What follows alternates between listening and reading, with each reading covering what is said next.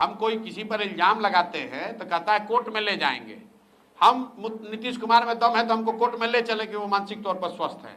हम कह रहे हैं कि मानसिक तौर पर ये आदमी स्वस्थ नहीं है, गंभीर बीमारी इनको है, उस पर संज्ञान लेने वाला नहीं है। पीएमसीएच के सुपरिटेंडेंट को हटा दिए, बस बात हो गई।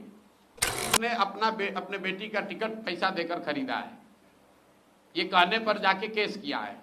तो भाई को प्रधानमंत्री का नाम भूल जा रहा है जो व्यक्ति, उसको आप समझ रहे हैं कि वो बिहार की समस्याओं को निपटाएगा। जिस व्यक्ति को अपना नाम भूल जा रहा है, जिस व्यक्ति को ये नहीं पता चल रहा है कि अभी राष्ट्रगान चल रहा है कि कोई कव्वाली गान बज रहा है। नमस्कार दोस्तों, मैं अमित कुमार सिंह और आप देख रहे हैं परसुमित लाइव न्यूज। जन सुराज के सूत्रधार प्रशांत किशोर ने आज सारण में एक प्रेस कॉन्फ्रेंस को संबोधित करते हुए बड़ा दावा किया है कि बिहार के मुख्यमंत्री नीतीश कुमार गंभीर मानसिक बीमार से जूझ रहे हैं। मुजफ्फरपुर में निर्भया कांड से भी भयावह घटना होती है, लेकिन इस पर राज्य के मुख्यमंत्री की ओर से एक भी बयान नहीं आता है।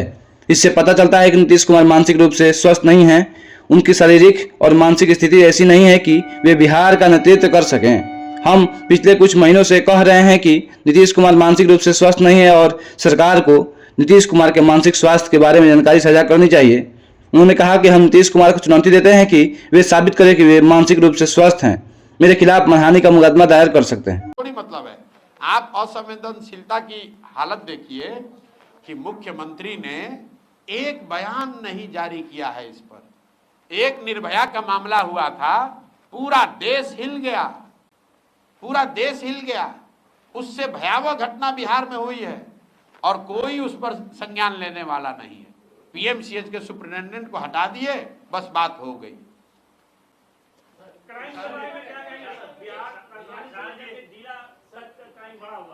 एक सवाल है, नीतीश सरकार के जो अफसर हैं वो बेलगाम हैं, इनका सामना आपसे कल्याण निगम में हो चुका है। बेलगाम अफसर सही है भाई हमसे क्या सामना करेंगे? हमारे आपने अगर सामना देखा ही होगा, प्रशांत किशोर उनके अफसर से डरने वाला, नीतीश कुमार से डरने वाले नहीं, तो नीतीश कुमार के अफसर से हम डरेंगे? देखिए, बात यह है कि जब जिस सरकार का मुखिया शारीरिक और मानसिक तौर पर उस पद के लिए फिट नहीं है तो यही होगा। मान लीजिए कि आप सेना में लड़ने गए हैं और आप फिजिकली फिट नहीं हो तो आप लड़ पाएंगे? बिहार के मुख्यमंत्री के तौर पर नीतीश कुमार शारीरिक और मानसिक तौर पर फिट नहीं है उस पद पर रहने के लिए। और ये बात हम डंके की चोट पर कह रहे हैं, कैमरे पर दावा कर रहे हैं कि अगर है दम तो मेडिकल सर्टिफिकेट जारी कर दीजिए।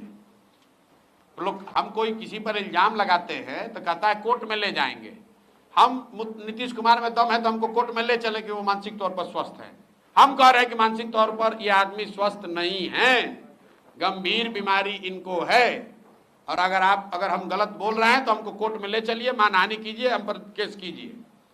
नीतीश कुमार गंभीर मानसिक बीमारी से जूझ रहे हैं, वो मुख्यमंत्री पद पर रहने के स्थिति में नहीं है।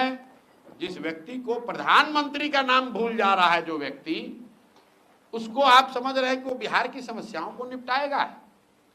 जिस व्यक्ति को अपना नाम भूल जा रहा है, जिस व्यक्ति को ये नहीं पता चल रहा है कि अभी राष्ट्रगान चल रहा है कि कोई कव्वाली गान बज रहा है।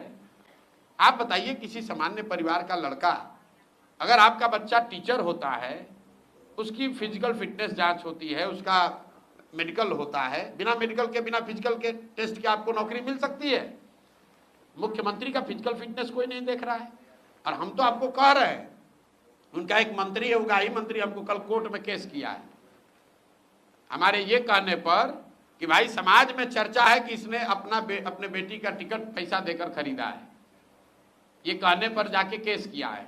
तो भाई मुख्यमंत्री को सीधे कह रहे हैं कि आप मानसिक तौर पर बीमार हैं, स्वस्थ नहीं हैं, और अगर हमारी बात गलत है तो हम पर केस कीजिए, हम पर मानहानि कीजिए, हमको कोर्ट में ले जाइए, जेल में ले जाइए, दिखाइए मेडिकल अपना जांच दिखाइए कि आपको मानसिक रोग है कि नहीं है, मानसिक तौर पर आप अस्वस्थ है कि नहीं है, दिखाइए। अगर नहीं है तो कल आप हम पर केस कीजिए। इसमें डरने की क्या बात है? सत्य बात है, इसमें झूठ बोलने की क्या बात है? भाई हमको कोई डर नहीं है। उनको कह रहे हैं कि मानसिक तौर पर नीतीश कुमार स्वस्थ नहीं है, उनको स्वेच्छा से पद छोड़ देना चाहिए, इलाज कराना चाहिए।